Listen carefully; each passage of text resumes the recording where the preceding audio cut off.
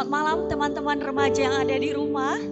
Teman-teman, kita patut bersyukur kepada Tuhan kalau satu minggu boleh kita lalui teman-teman. Kita boleh belajar, kita boleh mungkin bermain juga. Mungkin juga ada waktu kita boleh bersama-sama dengan keluarga kita, dengan teman-teman kita. Kita bersyukur teman-teman kalau kita bisa melewati hari-hari dalam seminggu ini. Teman-teman, jangan sampai kita beribadah dengan rasa tawar hati. Biarlah kita tetap semangat teman-teman dari rumah. Walaupun dari rumah, tetapi mari teman-teman kita jaga sikap hati kita yang benar. Seperti sedia kala kita masih ketika kita ibadah sama-sama di gereja. Teman-teman yang terkasih, mari teman-teman kita bersatu teduh sejenak. Kita bangkit berdiri bersama-sama, kita berdiam diri sejenak, meminta Tuhan supaya Tuhan terus menjagai hati kita, dan kita berdoa agar hidup kita pada malam hari ini menjadi persembahan yang harum di hadapan Tuhan. Mari berdiam diri sejenak teman-teman. Sampaikan kepada Tuhan ucapan syukur karena Dia telah melindungi dan membimbing kehidupan kita. Meskipun di tengah-tengah situasi yang tidak mudah.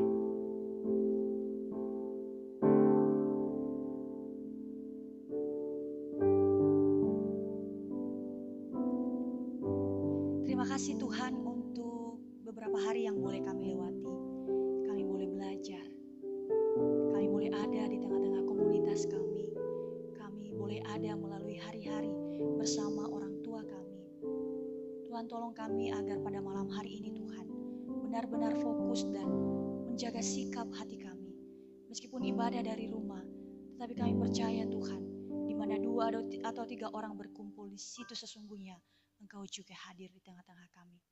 Biarlah ibadah pada hari ini Tuhan menjadi kemuliaan bagi nama-Mu.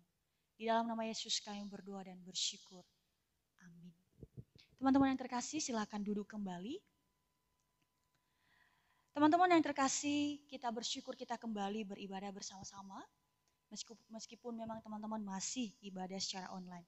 Tetapi teman-teman, biarlah setiap hati kita memiliki kerinduan beribadah, bertemu dengan Tuhan secara pribadi pada malam hari ini kembali. Teman-teman yang terkasih, firman Tuhan di dalam Filipi pasalnya yang pertama, ayat yang ke-21a berkata, "Karena bagiku hidup adalah Kristus." Teman-teman yang terkasih, tema kita setahun ini, kita mengimani bahwa tema kita setahun ini, hidup bagi Kristus. Bagaimana kita memancarkan hidup bagi Kristus itu di dalam kehidupan kita sehari-hari. Teman-teman, mari bersama-sama kita menyanyikan pujian ini. Hidup bagi Kristus. Kita menyatakan iman kita kepada Tuhan. Kita menyatakan bahwa kita beriman kepada Dia. Dan ketika kita hidup pun teman-teman, kita hidup hanya bagi Kristus. Mari bersama-sama teman-teman nyanyikan pujian ini dengan kesungguhan hati.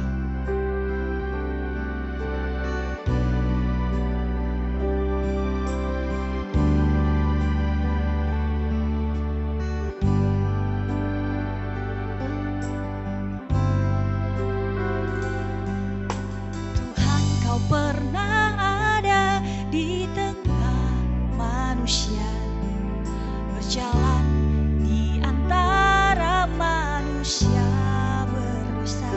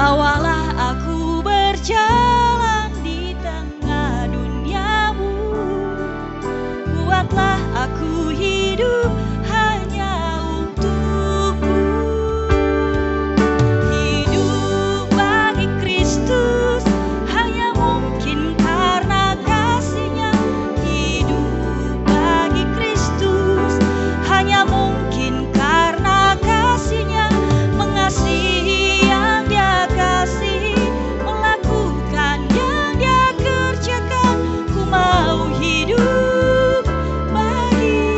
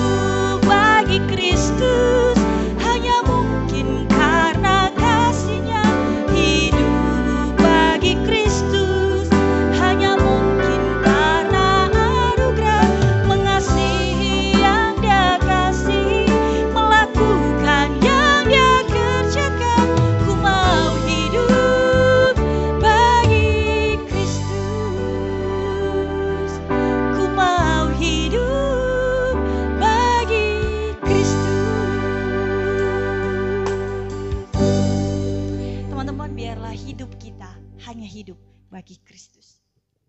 Teman-teman yang terkasih, pada malam hari ini teman-teman, kita kembali dibentuk oleh kebenaran firman Tuhan.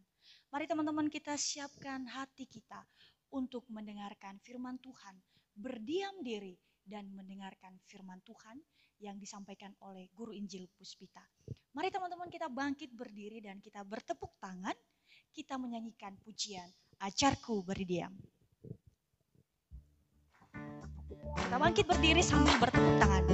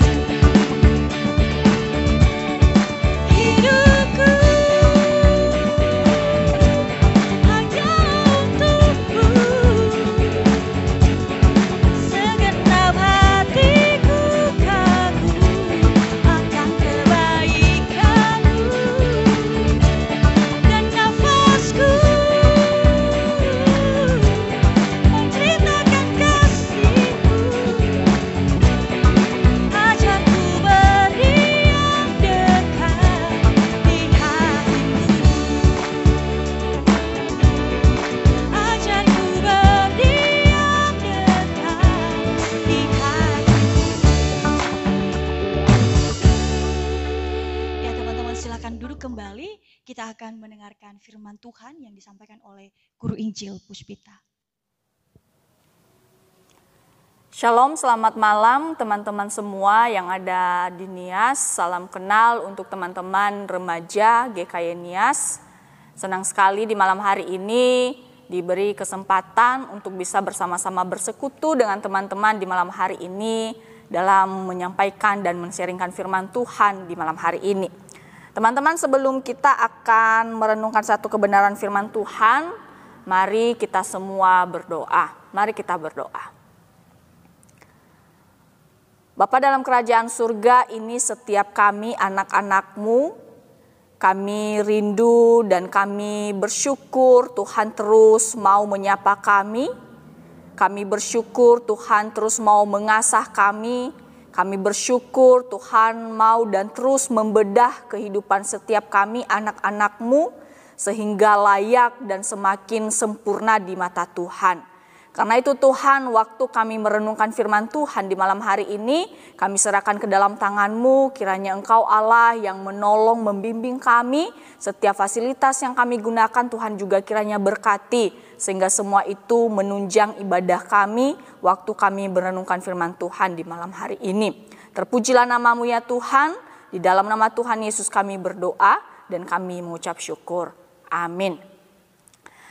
Teman-teman semua, perkenalkan, nama saya Puspita Dwianti Gule, saya juga asli orang Nias, kampung saya tepatnya ada di Mandehe di Nias Barat. Nah teman-teman, di malam hari ini saya mengajak kita semua untuk kita merenungkan firman Tuhan dari kitab Yeremia pasal yang ke-8. Kitab Yeremia pasalnya yang ke-8, kita akan membaca dari ayat 1 sampai ayatnya yang ke-12. Kitab Yeremia pasal 8 maksud saya, ayat 1 sampai ayatnya yang ke-12. Kakak akan bacakan bagi setiap kita, silakan teman-teman juga akan membacakannya di Alkitab masing-masing. Yeremia pasal 8 ayat 1 sampai 12, demikian firman Tuhan.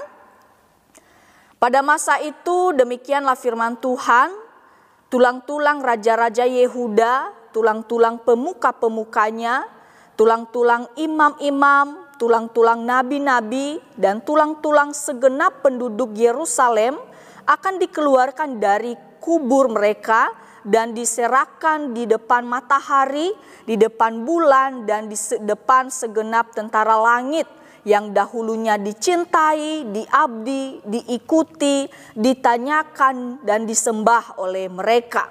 Semuanya itu tidak akan dikumpulkan dan tidak akan dikuburkan. Mereka akan menjadi pupuk di ladang. Tetapi semua orang yang masih tinggal dari kaum yang jahat ini akan lebih suka mati daripada hidup di segala tempat kemana aku mencerai-beraikan mereka. Demikianlah firman Tuhan semesta alam. Engkau harus mengatakan kepada mereka, beginilah firman Tuhan. Apabila orang jatuh, masakan ia tidak bangun kembali? Apabila orang berpaling, masakan ia tidak kembali? Mengapakah bangsa ini berpaling terus menerus? Mereka berpegang pada tipu, mereka menolak untuk kembali. Aku telah memperhatikan dan mendengarkan, mereka tidak berkata dengan jujur. Tidak ada yang menyesal karena kejahatannya dengan mengatakan, apakah yang telah kulakukan ini? Sambil berlari semua mereka berpaling, seperti kuda yang menceburkan diri ke dalam pertempuran. Bahkan burung ranggung di udara mengetahui musimnya. Burung tekukur, burung layang-layang, dan burung bangau berpegang pada waktu kembalinya. Tetapi umatku tidak mengetahui hukum Tuhan. Ayat 8, bagaimanakah kamu berani berkata, kami bijaksana dan kami mempunyai Taurat Tuhan. Sesungguhnya pena palsu penyurat sudah membuatnya menjadi bohong. Orang-orang bijaksana akan menjadi malu, akan terkejut dan tertangkap. Sesungguhnya mereka telah menolak firman Tuhan, maka kebijaksanaan apakah yang masih ada pada mereka? Sebab itu aku akan memberikan istri-istri mereka kepada orang lain, ladang-ladang mereka kepada penjajah.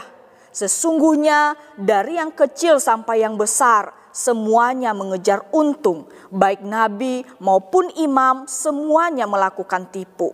Mereka mengobati luka putri umatku dengan memandangnya ringan, katanya, damai sejahtera, tetapi tidak ada damai sejahtera. Seharusnya mereka merasa malu sebab mereka melakukan kejijikan. Tetapi mereka sama sekali tidak merasa malu dan tidak kenal noda mereka. Sebab itu mereka akan rebah di antara orang-orang yang rebah. mereka akan tersandung jatuh pada waktu mereka dihukum firman Tuhan. Sedemikian jauh pembacaan firman Tuhan di malam hari ini. Teman-teman, kita pasti pernah mendengar ya, atau pernah juga mengatakan satu kalimat yang seperti ini. Dasar tidak tahu malu, ya. Atau mungkin kita sering berkata, itu orang tidak ada rasa malunya, ya. Atau kalau bahasa Nias kita, hanale fa'aila balik, ya. Teman-teman, kalimat-kalimat seperti ini kita lontarkan kepada orang yang kita lihat melakukan suatu tindakan yang seharusnya tidak dilakukan, ya, atau melakukan suatu tindakan yang bertentangan dengan standar moral, bertentangan dengan hukum-hukum yang ada, bertentangan dengan hukum-hukum yang telah disepakati bersama di dalam dan di tengah masyarakat yang ada. Nah, teman-teman, secara logis dan secara psikis, jika ada orang yang ketahuan mencuri misalnya, maka perasaan yang akan dia rasa selain daripada rasa takut karena ketahuan, maka pasti dia akan muncul yang namanya rasa malu, ya. Rasa malu, teman-teman, idealnya begitu. Tapi teman-teman, jika ada orang ketahuan mencuri atau apalah itu melakukan tindakan-tindakan yang amoral lainnya dan dia tidak ada rasa malu sama sekali, maka teman-teman, setiap kita yang melihatnya, kita pasti akan heran, ya. Kita pasti akan heran dan kita pasti akan tidak habis berpikir, kok orang itu melakukan hal yang seharusnya tidak dilakukan tersebut. Nah, teman-teman, mungkin kita lebih heran lagi, teman-teman, kalau orang yang sama itu, orang yang telah melakukan tindakan yang tadi, terus melakukan tindakan yang sama, tindakan yang melanggar hukum di tengah masyarakat, terlebih melanggar hukum Tuhan, dia terus melakukan itu secara terus-menerus, berulang-ulang, dan itu ia lakukan secara terbuka, teman-teman. Maka pasti kita akan heran, maka pasti kita akan berkata bahwa kok orang itu tidak ada rasa malunya, kok orang itu tidak bertobat-tobat, ya. Kita pasti akan heran, ya teman-teman, ya. Sehingga ketika kita melihat orang-orang seperti ini, maka kadang-kadang kita merasa jengkel, kadang-kala kita bahkan marah, dan bahkan kita kadang heran dan tidak habis pikir, kok dia melakukan hal yang seharusnya tidak dilakukan tersebut. Dan ironisnya, teman-teman, jika dia tidak malu, jika dia tidak merasa bersalah sama sekali. Nah, teman-teman, perasaan heran, perasaan tidak habis pikir juga dirasakan oleh Allah, teman-teman. Firman Tuhan yang tadi kita baca memperlihatkan suatu bangsa yang tengil, ya, suatu bangsa yang menjengkelkan, teman-teman. Suatu bangsa yang dalam Alkitab disebut sebagai bangsa yang tegar tengkuk. Suatu bangsa yang melakukan hal-hal yang bertentangan dengan hukum yang diberikan kepada mereka. Yaitu mereka ini adalah bangsa Israel, bangsa Yehuda. Teman-teman, Tuhan bilang kepada mereka, jangan ada padamu Allah lain di hadapanku dan jangan sujud menyembah kepadanya. Tuhan sampaikan hukum ini bagi mereka di kitab Keluaran. Tetapi teman-teman, ternyata dosa yang dikritik, dosa yang dikomentari oleh Allah di bagian firman Tuhan yang kita baca ini adalah dosa penyembahan berhala ini. Dan ironisnya, teman-teman, mereka melakukan ini, mereka melakukan tindakan penyembahan berhala ini bukan hanya sekali tetapi berkali-kali. Dan Tuhan akhirnya buang mereka. Teman-teman, jika kalian adalah orang Israel itu, dan jika Tuhan buang kalian karena perbuatan penyembahan berhala itu, maka apa yang seharusnya akan kalian lakukan? Teman-teman, yang akan kalian lakukan pasti bertobat, bukan? Kalian pasti akan berhenti melakukan tindakan itu. Karena Tuhan marah, karena Tuhan murka akan tindakan penyembahan berhala itu. Tapi teman-teman, kita lihat dalam bagian firman Tuhan yang tadi kita baca, justru orang Israel, orang Yehuda ini bukan bertobat teman-teman. Tapi mereka justru semakin hidup bertentangan dengan akal sehat. Mereka justru hidup semakin tidak logis teman-teman. Ya, saya mengajak kita untuk membaca ayat 4 sampai ayat 7. Kita akan baca ayat ini secara bersama-sama, 1, 2, 3. Engkau harus mengatakan kepada mereka, beginilah firman Tuhan. Apabila orang jatuh, masakan ia tidak bangun kembali? Apabila orang berpaling, masakan ia tidak kembali? Mengapakah bangsa ini berpaling? Berpaling terus menerus. Mereka berpegang pada tipu. Mereka menolak untuk kembali. Aku telah memperhatikan dan mendengarkan. Mereka tidak berkata dengan jujur. Tidak ada yang menyesal karena kejahatannya dengan mengatakan, apakah yang telah kulakukan ini? Sambil berlari semua mereka berpaling seperti kuda yang menceburkan diri ke dalam pertempuran. Bahkan burung ranggung di udara mengetahui musimnya. Burung tekukur, burung layang-layang, dan burung bangau berpegang pada waktu kembalinya. Tetapi umatku tidak mengetahui hukum Tuhan. Teman-teman, mari kita pikirkan bersama teman-teman. Jika kamu jatuh, maka apa yang akan kamu lakukan? Kamu pasti akan bangun, bukan? Jika misalnya kamu tersesat dalam perjalananmu ke sekolah, maka apa yang akan kamu lakukan? Kakak percaya kamu pasti akan kembali dan mencari jalan yang benar. Atau teman-teman, jika kamu salah misalnya dalam perjalananmu, kemudian apa yang akan kamu lakukan? Teman-teman, sekali lagi kakak percaya bahwa kamu pasti akan berhenti sejenak dan kemudian berpikir dan kemudian akan mencari jalan yang benar. Nah, logikanya begitu teman-teman. Tapi teman-teman, kita lihat bahwa bangsa Israel, bangsa Yehuda tidak demikian. Justru mereka hidup sembrono, mereka hidup liar. Ya, dalam firman Tuhan yang tadi kita baca, di situ digambarkan mereka seperti kuda yang menceburkan diri ke dalam pertempuran. Mereka seperti kuda yang menceburkan diri ke dalam pertempuran. Teman-teman, saya mau tanya kepada setiap kita. Apa yang terjadi kepada kuda yang masuk dalam area pertempuran? Teman-teman, yang terjadi pada kuda tersebut adalah pasti ia terluka, pasti dia binasa, dan bahkan dia pasti akan mati. Karena kenapa? Karena itu adalah medan pertempuran, di mana senjata, di mana peperangan terjadi di dalamnya. Nah teman-teman, coba bayangkan. Di sini digambarkan orang Israel itu seperti kuda yang menceburkan diri ke dalam area pertempuran. Mereka liar, mereka hidup sembrono. Tapi mereka melakukan itu teman-teman. Mereka melakukan itu. Bahkan firman Tuhan bilang tidak ada yang menyesal karena kejahatannya. Dengan mengatakan, apakah yang telah kulakukan? Teman-teman, mereka tidak menyesal teman-teman.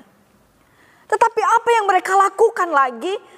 Mereka bukannya bertobat, namun mereka hidup di dalam kebohongan.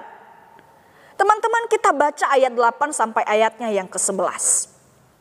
Di situ firman Tuhan katakan, bagaimanakah kamu berani berkata, kami bijaksana dan kami mempunyai Taurat Tuhan. Sesungguhnya pena palsu penyurat sudah membuatnya menjadi bohong. Orang-orang bijaksana akan menjadi malu, akan terkejut dan tertangkap. Sesungguhnya mereka telah menolak firman Tuhan. Maka kebijaksanaan apakah yang masih ada pada mereka?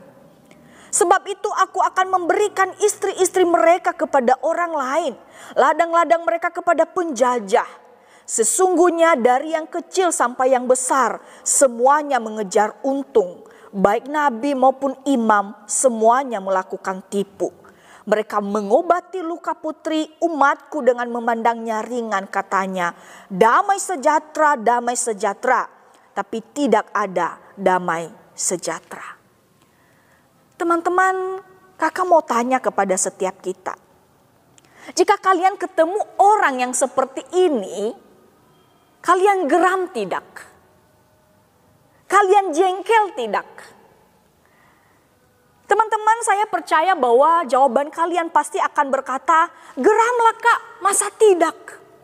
Ya, kenapa? Karena kita lihat hidup mereka begitu sangat sembrono, hidup dalam kebohongan, dan sama sekali mereka tidak memiliki rasa malu.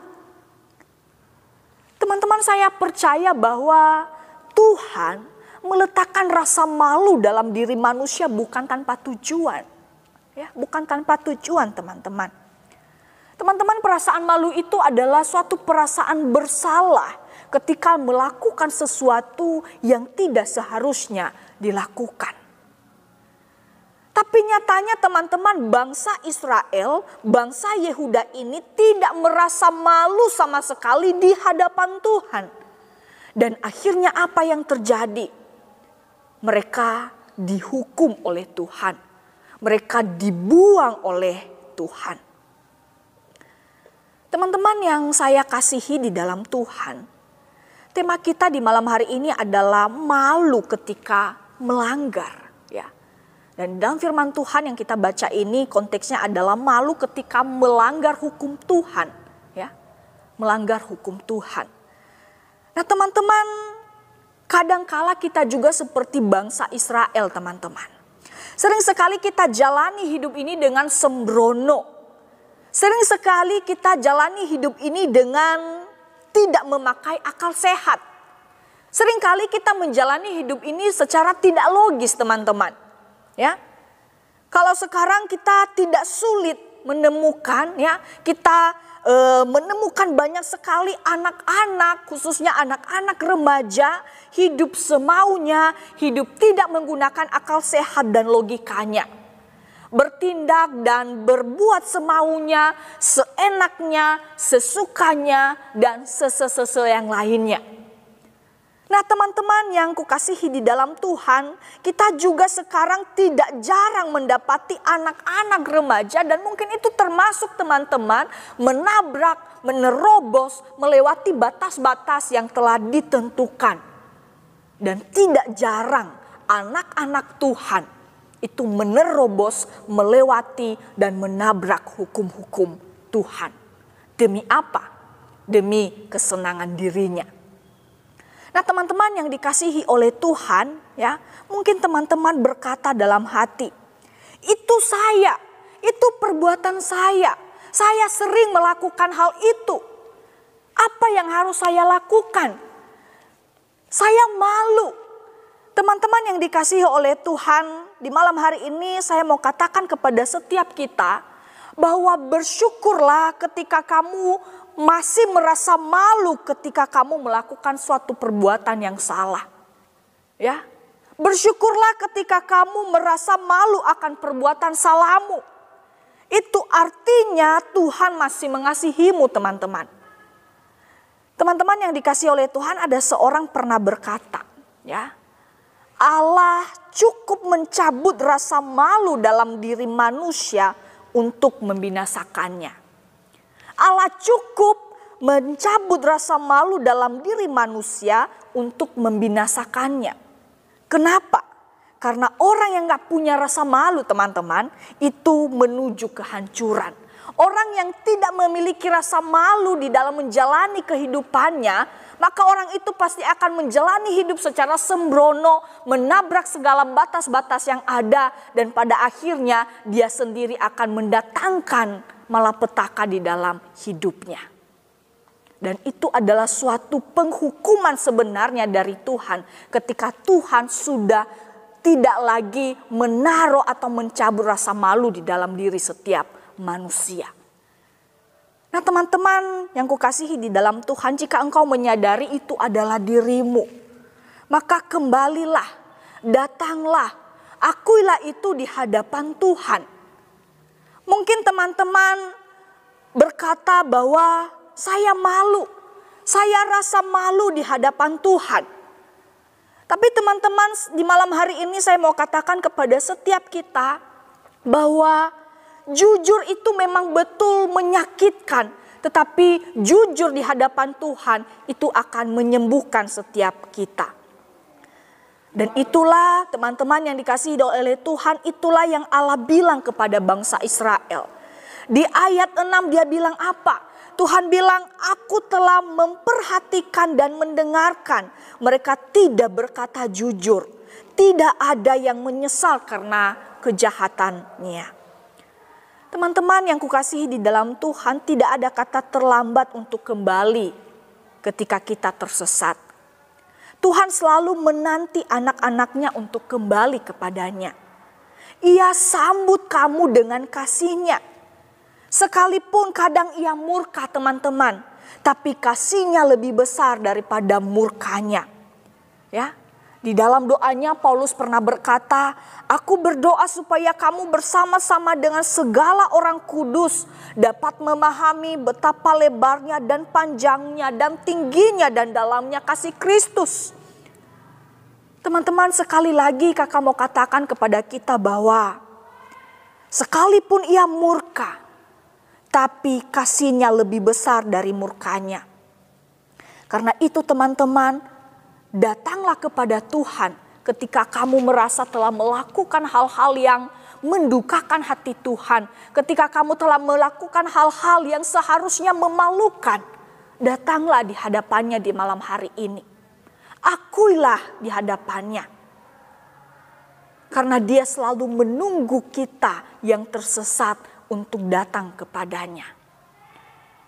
Teman-teman, di malam hari ini mengakhiri perenungan firman Tuhan ini, kakak mau katakan kepada setiap kita, milikilah rasa malu. Malulah melakukan dosa, tetapi jangan malu mengakui dosa di hadapan Tuhan. Sekali lagi, milikilah rasa malu. Dan malulah melakukan dosa, tetapi jangan malu mengakui dosa di hadapan Tuhan. Karena Ia selalu menunggu kamu kembali ketika kamu tersesat. Kiranya Tuhan menolong setiap kita. Mari kita berdoa.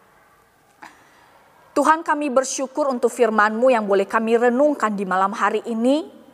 Kiranya Roh Kudus-Mu yang terus menolong setiap kami, menolong anak-anak-Mu untuk memiliki dan terus menumbuhkan serta memelihara akan perasaan malu ketika melakukan dosa, ketika melakukan hal-hal yang tidak berkenan, hal-hal yang bertentangan dengan hukum-Mu ya Tuhan. Tuhan, Engkau tolong anak-anak-Mu. Kiranya mereka yang saat ini mungkin mereka berkata bahwa itu adalah diri mereka. Tuhan, beri mereka keberanian untuk datang di hadapan-Mu, untuk mengakui dosa-dosa mereka ya Tuhan. Sekalipun ya Tuhan Yesus itu memalukan, tetapi kami percaya bahwa pengakuan dosa di hadapan Tuhan itu akan memulihkan setiap anak-anak-Mu. Terima kasih Bapa di sorga, inilah kami. Di dalam nama Tuhan Yesus Kristus kami berdoa dan kami bersyukur untuk firman yang boleh kami renungkan. Amin.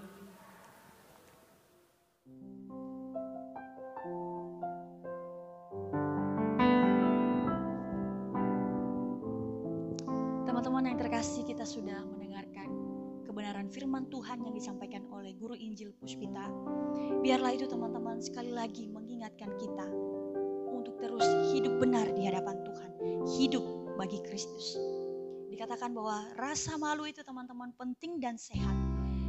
Apalagi kalau itu berkaitan dengan kesadaran atas perbuatan dosa kita ya teman-teman. Rasa malu teman-teman merupakan tanda bahwa hati kita masih peka dan menghormati Tuhan ketika kita berbuat dosa. Rasa malu akan membuat kita menyesali dosa-dosa kita di hadapan Tuhan.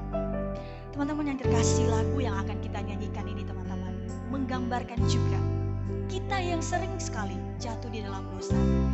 Hidup berkomitmen untuk Tuhan, tapi seringkali kita jatuh dan jatuh lagi. Mari kita berkomitmen bersama-sama melalui lagu ini. Judulnya teman-teman, Lega. Mari kita bangkit berdiri teman-teman.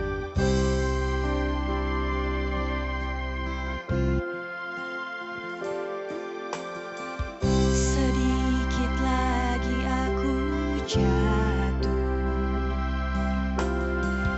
ombak besar hampir menelanku, ku hilang, tak tahu pulang, tapi ku dipegang, tak ada yang dapat ku pinta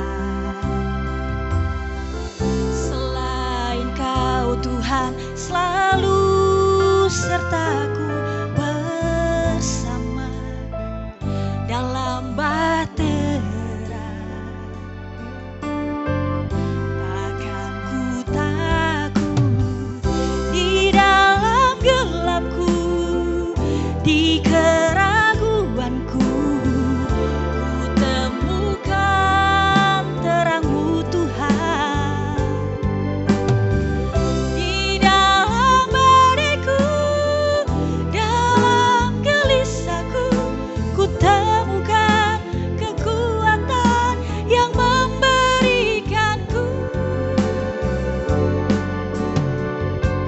damai di hatiku, damai-Mu. Mari kita bersama-sama menyanyikan kembali pujian ini teman-teman.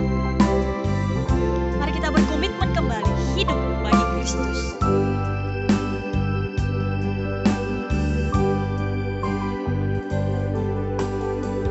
Sedikit lagi aku jatuh, ombak besar hampir menelanku, ku hilang, tak tahu pulang, tapi ku dipegang, tak ada yang dapat ku pinta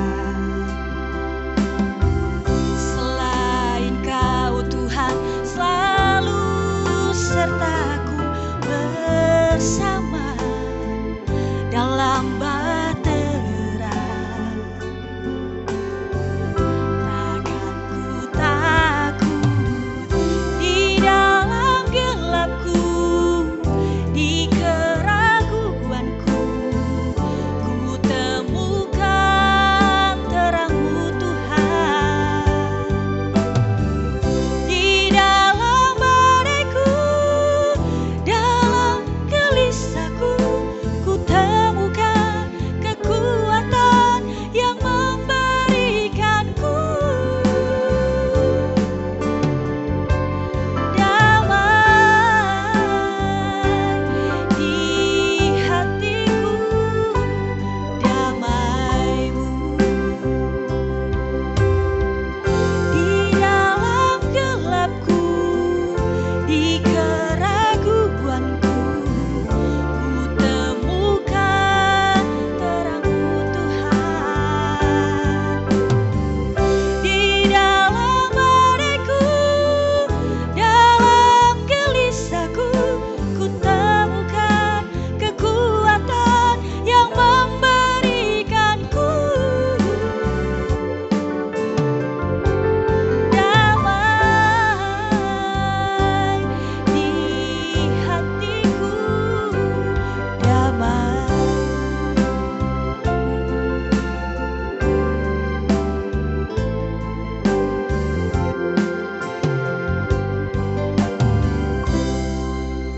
Ya Tuhan Allah Bapa kami, Engkau tahu ya Tuhan, kami sering sekali ya Tuhan ditelan oleh ombak yang besar.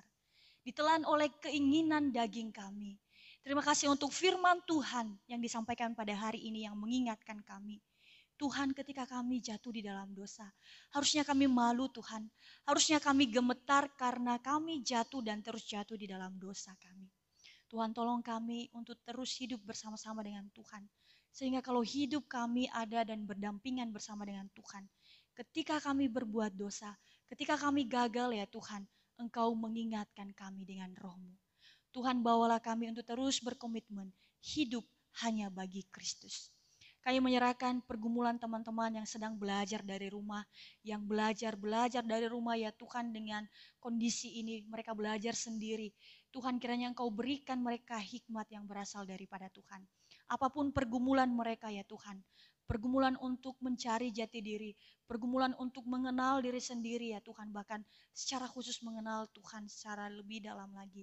Tuhan, kiranya Engkau terus menolong dan memimpin kehidupan teman-teman remaja yang ada dari rumah. Kiranya ibadah pada hari ini ya Tuhan, ketika kami memuji Tuhan, ketika kami mendengar firman Tuhan dan diakhiri dengan komitmen bersama-sama dengan Tuhan, biarlah menjadi kemuliaan bagi nama Tuhan. Kami menyerahkan dan mengembalikan seluruh rangkaian ibadah ini untuk menjadi kemuliaan Tuhan. Di dalam nama Yesus kami berdoa dan bersyukur hanya kepada Tuhan kami. Amin. Teman-teman yang terkasih, ibadah kita sudah selesai. Kita berterima kasih untuk Guru Injil Puspita Gule yang telah menyampaikan firman Tuhan pada malam hari ini. Tuhan juga memberkati Guru Injil Puspita di dalam pelayanannya di Gorontalo. Tuhan Yesus memberkati. Teman-teman yang terkasih, biarlah kita tetap terus mengandalkan Tuhan di dalam kehidupan kita sampai bertemu kembali di ibadah kita pada hari Jumat tanggal 17. Tuhan Yesus memberkati teman-teman semua. Dah.